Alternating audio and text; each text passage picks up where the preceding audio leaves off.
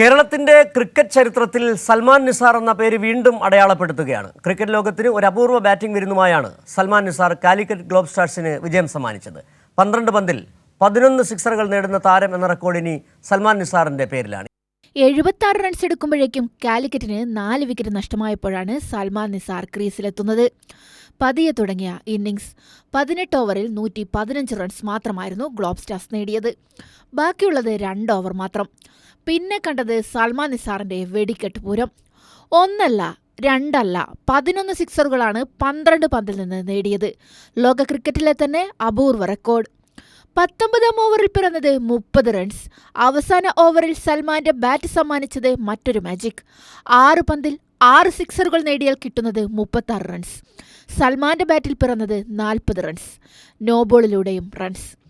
26 പന്തിൽ നിന്ന് സൽമാൻ നേടിയത് 86 റൺസ്. ഗ്ലോബ് സ്റ്റാർസിനെ ഒറ്റയ്ക്ക് ചുമലിലേറ്റി സൽമാൻ നിസാർ ചരിത്രമെഴുതി.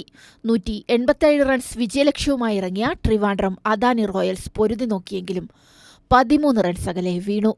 കാലിക്കറ്റ് വിജയം സ്വന്തമാക്കുമ്പോൾ സൽമാൻ നിസാറിന്റെ ബാറ്റിംഗ് വിസ്മയം ലോക ക്രിക്കറ്റ് ചരിത്രത്തിലേക്ക്. Sports desk, Kairali news.